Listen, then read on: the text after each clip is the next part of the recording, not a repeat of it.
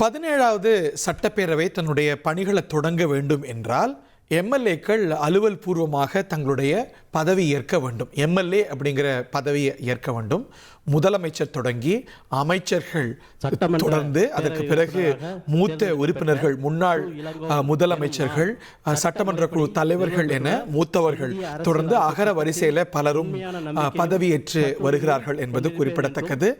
எல்லா எம்எல்ஏக்களும் பதவியேற்ற பிறகுதான் அவை நடவடிக்கைகள் தொடங்க முடியும். அவைக்கு முதன்மையாக சில பணிகள் இருக்கிறது. ஆளுநர் இட்ட பணி என்பது புதிய அரசு பெரும்பான்மையை நிரூபிக்க வேண்டும்.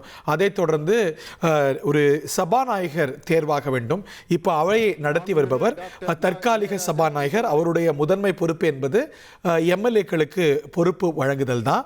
அதைத் தொடர்ந்து அவைக்கான பெரும்பான்மை, அதாவது அரசுக்கான பெரும்பான்மை நிறுவப்பட்டு சபாநாயகர் தேர்வாக வேண்டும். மூத்த ஊடகவியலாளர், பத்திரிகையாளர் திரு ஐயநாதன் அவர்கள் நம்மிடையே இணைந்திருக்கிறார்கள். இளையோர், முதியோர் அப்படின்னு கலந்து கட்டி இருக்கக்கூடிய அவை, நிறைய இளையவர்கள் நிறைந்திருக்கக்கூடிய அவை. இந்த அவைக்கு முன்னால் இருக்கக்கூடிய சவால்கள் அப்படின்னு என்ன பாக்குறீங்க? உங்களுடைய பார்வைகளை பதிவு செய்யுங்க ஐயா. ஆமா, இந்த அவைக்கு முன்னாடி இருக்கக்கூடிய சவால், முதல்ல அவையினுடைய மரபுகள் சிறப்பாக காப்பாற்றப்பட வேண்டும். அதுதான் ரொம்ப முக்கியமானது. ஏன்னா புதியதா ஒரு அரசு வந்திருக்கு, அதுவும் புதிய ஒரு அரசியல் கட்சி தொடங்கிய ஒரு குறுகிய காலத்தில் ஆட்சிக்கு ஒரு இளம் முதலமைச்சரா விஜய் வந்திருக்கிறாரு. அவர் கூட பல இளைஞர்கள், இளம் வயதினர் வந்திருக்கிறாங்க.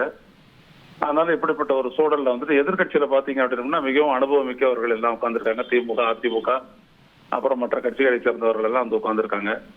அதனால இதுல ரொம்ப இணக்கப்பாட்டோடு ஆர்ப்பணி எல்லாரும் அந்த அவை நடவடிக்கைகளை மேற்கொள்ளணும். ஏன்னா தமிழ்நாடு எதிர்பார்க்கக்கூடிய பல விடயங்கள் முன்னாடி இருக்கு. ஏற்கனவே செய்த அரசு முன்னெடுத்த நடவடிக்கைகள், அவர்கள் அறிவித்த திட்டங்கள், அதெல்லாம் இந்த அரசு எப்படி பார்க்க போகுது, எப்படி அதை கையாள போறாங்க என்று பல்வேறுபட்ட பிரச்சனைகள் இருக்கின்றது. இதுவரை விஜய் கூட்டங்கள்ல பேசிட்டு தான் போயிருக்காரு. இப்பதான் எதிர்கட்சியில் அதுக்கு ஒரு ரெஸ்பான்ஸ் கிடைக்கக்கூடிய ஒரு இடத்துக்கு அவர் வந்திருக்கிறாரு. எதிர்கட்சிகளாக இன்றைக்கு அமர்ந்திருக்கக்கூடிய முன்னாள் ஆளுங்கட்சியினருக்கும் கூட இது ஒரு புதுமையான ஒரு அனுபவம் தான்.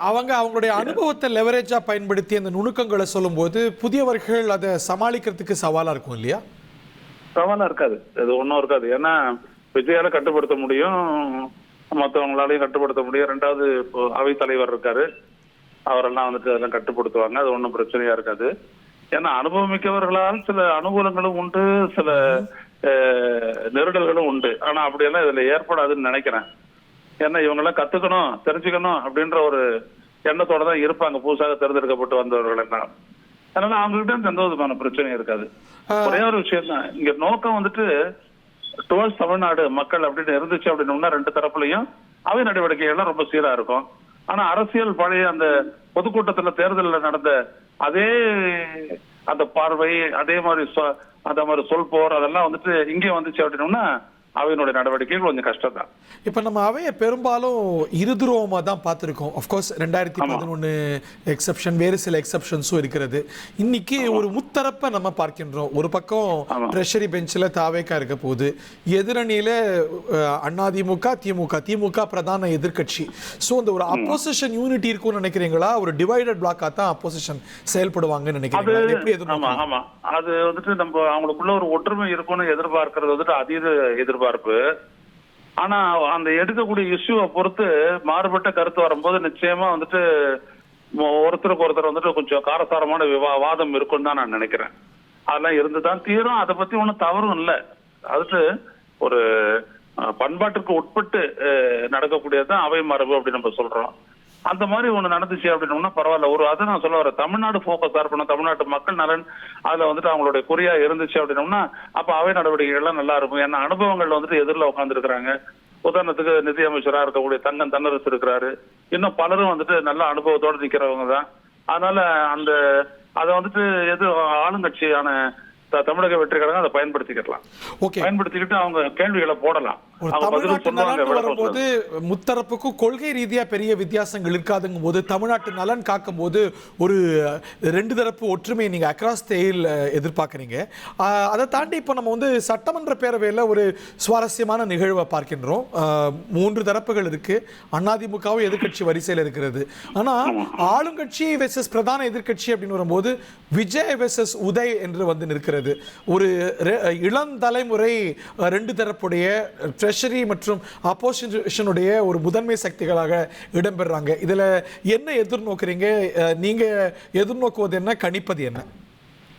அது ஒரு ஈகோயிஸ்டிக் ஈக்குவேஷன். அது அந்த அவையினுடைய தேவைகள், தமிழ்நாட்டினுடைய தேவைகள்லாம் இருக்கும்போது எதிரில் இவர் இருக்கிறாரு, எதிரில் இவர் இருக்கிறாரு, 2 இளம் தலைவர்கள், அவர்களுக்குள் எப்படி இருக்கும் அப்படின்லாம் எதிர்பார்க்கறது வந்துட்டு அது வந்துட்டு ஒரு போட்டி மனப்பான்மை. அது சரியாபட்டு வராது, அது செட் ஆகாது. அப்படி போயிட்டாங்க 2 பேரும் அப்படின்னா சிக்கிட்டாங்கன்னா இந்த அவையினுடைய மொத்த காலமும் அதே மாதிரிதான் இருக்கும். அது அடிக்கடி வெளிநடப்பு, இன்னும் பல்வேறுபட்ட நடவடிக்கைகளை, வெளியேற்றல் எல்லாமே வந்துடும். அது இருக்கக்கூடாது. எதிர்கட்சின்றது எதிர்கட்சி, ஆளுங்கட்சின்றது பொறுப்புடையது. எதிர்கட்சின்றது அதற்கு ஒத்துழைக்கணும், கான்ட்ரிபியூஷன் கொடுக்கணும். ஏன்னா இவங்களுடைய அனுபவம் எதிரில் இருக்கிறவங்களுக்கு கிடையாது. எதிரில் இருக்கிறவங்களுக்கு யாருக்குமே கிடையாதுன்னு சொல்லலாம். எக்ஸப்ட் ஒரு திரு ஜெயஸ்ரீ பிரபாகரன் போன்றவர்கள் மட்டும்தான் அந்த அனுபவத்தை அவங்க பெற்றிருக்காங்க. மரபு ரொம்ப மதிக்கப்படணும். பட் ஆனா ஒரு ஃப்ரெஷ் திங்கிங், ஒரு ஃப்ரெஷ் அப்ரோச்சும் அவைக்கு வரதுக்கான வாய்ப்பு இருக்கு. ஒரு அவுட் ஆஃப் பாக்ஸ் திங்கிங் அவையோடைய அப்ரோச்சில் வரும்னு அதை ஒரு நேர்மறையா பார்க்கலாமா, இல்ல மரபுகளை நம்ம முக்கியமாக கடைபிடிக்கணும், அதை அந்த அப்ரோச்சை நம்ம கைவிடக்கூடாதுன்னு பார்க்கறதா? இல்ல, திங்கிங் எப்பொழுதுமே இடம் உண்டு. மரபு அப்படின்றது என்னன்னா அதை எப்படி எடுத்து வைக்கிறீங்க, அதை எப்படி அதுக்கான ஆதரவு பெறுறீங்க, ஒத்துழைப்பு பெறுறீங்க அப்படின்றத ரொம்ப முக்கியம். இப்ப விஜய் தாவேகா முதலமைச்சர் இருக்கக்கூடிய ஒரு முக்கியமான ஒரு இடம் நீங்க பாருங்களேன். அவருடைய பெரும்பான்மை வந்துட்டு எதிர்கட்சி திராவிட முன்னேற்ற கழகத்தினுடைய கூட்டணி கட்சிகள் தான் அவருடைய எதிர்கட்சியினுடைய, அவருடைய கட்சியினுடைய பலமே, அவருடைய ஆட்சியினுடைய பலமே. பட் அவங்க இன்னும் அந்த கூட்டணி விட்டு வெளியில கூட வரலங்கிறத பாக்குறோம். ஆமா, வரல. அதனாலதான் சொல்ல வரேன். அப்போ வந்துட்டு அவர் கனிவாவும் தெளிவாகவும் இயல்பாகவும் நடந்து கொள்ள வேண்டிய ஒரு இது இருக்கு. ஒரு என்மிட்டியோட, ஒரு பொலிட்டிக்கல் என்மிட்டியோட அவங்க நடந்துக்கிறதுக்கான வாய்ப்பு இல்லைன்னு சொல்ல வரேன். ஏன்னா இங்கேயே வந்துட்டு 8 எம்எல்ஏக்கள் 120ல 8 பேர் வந்துட்டு அவங்க திராவிட முன்னேற்ற கழக கூட்டணியில இன்றைக்கும் தொடர்றவங்க தான். இது ஒரு ரேர் இது. ஆனா இதை நான் ரொம்ப வரவேற்கிறேன். இந்த மாதிரியான ஒரு இடத்தை நான் வரவேற்கிறேன். ஏன்னா ஐயா, இந்த மாதிரி ஒரு சூழலை இதுக்கு முன்னாடி நம்ம இந்திய தமிழ்நாட்டு அரசியல்ல பார்த்திருக்கோமா? எதிர்கட்சியோட கூட்டணி, ஆளுங்கட்சிக்கு ஆதரவு அப்படிங்கிறது எனக்கு தெரியல. ஐயாவுக்கு நீண்ட அனுபவம் உண்டு. It is a very strange animal. ஆமா, இந்திய கைமேரா இந்திய அரசியல்லே அப்படி ஒண்ணு இல்ல. இதுவரைக்கும் நடந்ததே இல்ல. நான் எதிர்கட்சி கூட்டணியில நான் நீடிப்பேன், ஆனா ஆளுங்கட்சிக்கு நான் ஆதரவு அளிப்பேன் அப்படின்றது வந்துட்டு ரேர் அக்கேஷனா எதிர்கட்சியை சேர்ந்த உறுப்பினர்கள் வந்துட்டு ஆளுங்கட்சியை கொண்டு வரக்கூடிய தீர்மானத்திற்கோ இல்ல நம்பிக்கை தீர்மானத்துக்கு ஆதரவா வாக்களிப்பாங்க. அதெல்லாம் பார்த்திருக்கிறோம். ஆனா எதிர்கட்சி கூட்டணியில எதிர்கட்சியினுடைய தலைமையிலான கூட்டணியிலும் இருந்து கொண்டு தங்களுடைய உறுப்பினர்கள் அனைவருடைய ஆதரவும் ஆளுங்கட்சிக்கு உண்டு அப்படின்னு சொல்றது வந்துட்டு இந்திய ஜனநாயக வரலாற்றில் இதுதான் முதல் முறை. அதுல வந்துட்டு விஜய் ஒரு விதத்துல லக்குன்னு தான் நான் சொல்லுவேன், அதிர்ஷ்டசாலி தான் சொல்லுவேன். பட் இந்த அதிர்ஷ்டம் நிரந்தரமா இருக்குமா? ஏன்னா நேற்றே இந்த தமிழ்தாய் வாழ்த்து விஷயத்துல பார்ப்போம். வழக்கமா கூட்டணி கட்சியுடைய நிலைப்பாடு என்னவா இருந்தாலும், சங்கடமா இருந்தாலும் கூட அதை பொறுத்துப்பாங்க. நேற்றே அதுக்கு விமர்சனம் வரத பார்க்கிறோம். அந்த இஷ்யூடைய மெரிட்ஸ் அப்பார், இந்த மாதிரி ஒரு நித்திய கண்டம் பூர்ணாயுசுன்னு இந்த ஆட்சிக்கு சங்கடம் தொடருமா, இல்ல ஏதோ ஒரு வகையில செட்டில் ஆயிடும் நினைக்கிறீங்களா? ஹரி, நேற்று நடந்த விஷயம் வந்துட்டு முழுக்க அது ஆளுநர் மாளிகையினுடைய விழா. அதுல உட்கார்ந்து விஜய் வந்துட்டு ஒரு சிஎம் டெசிக்னேட் தானே ஒழிய அவர் சிஎம் கிடையாது. So he doesn't have an authority.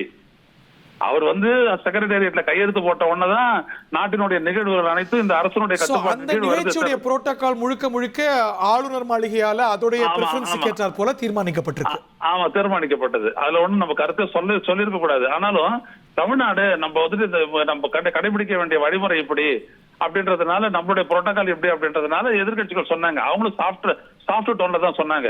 யாரா இருந்தாலும் சாஃப்ட் டோன்ல தான் சொன்னாங்க. ரெண்டாவது, இப்ப இவருக்கு ஆதரவு அளிக்கக்கூடிய கட்சிகள்ல இருக்கக்கூடியவங்க எல்லாம் நீங்க பாருங்க, எல்லாருமே நல்ல முதிர்ச்சியானவங்க. இந்திய கம்யூனிஸ்ட் கட்சி, மார்க்சிஸ்ட், விடுதலை சிறுத்தைகள், அதே மாதிரி இந்திய யூனியன் முஸ்லீம் லீக், எல்லாமே வந்துட்டு பாத்தீங்க அப்படின்னா ரொம்ப ஒரு முதிர்ச்சியான ஒரு தலைமைகள், முதிர்ச்சியான ஒரு கட்சி ரீதியா கம்யூனிஸ்ட் இயக்கம்லாம் எவ்வளவு பெருசு, எவ்வளவு காலம், எவ்வளவு பழமையானது, அதனுடைய ஆதரவு விஜய்க்கு கிடைக்குது. அதனால சொல்றேன் விஜய் லக்குன்னு நானு. ஓகே, விஜய் அவங்க சர்வசாதாரணமா ஒரு முடிவே எடுத்துட மாட்டாங்க கம்யூனிஸ்டுகள். அதுவும் 2 நாள் தேசிய குழு கூடி, மாநில குழு கூடி, அவ்வளவு அவசரமா கூடி ஆளுநர் மாளிகைக்கு போய் ஏதோ ஒரு சந்தேகம் வந்துடக்கூடாது, ஆளுநர் பிரச்சனை எழுப்பிடக்கூடாதுன்னு ஆளுநர் மாளிகைக்கு அவர் கையோட போய் செஞ்சதெல்லாம் நீங்க சொல்வது போல இந்திய தமிழ்நாட்டு அரசியல நம்ம பார்க்காத விஷயங்களையா. உங்களுடைய கருத்துக்களை பதிவு செய்தமைக்கு ரொம்ப நன்றி. 1,28,00,000 மனங்களை வென்ற தந்தி டிவி யூடியூப் சேனல். தவிர்க்க முடியாத தம்ப்நெயில், கலக்கலான கான்டென்ட்ஸ். நீங்களும் இந்த குடும்பத்தில் இணைய இப்பவே சப்ஸ்கிரைப் பண்ணுங்க. அசுரபலம் கொண்ட எங்கள் டிஜிட்டல் கரங்களில் உங்கள் விளம்பரங்களை சேர்க்க வாட்ஸ்அப் பண்ணுங்க. 8939888838. Email advtthanditv@dttv.in.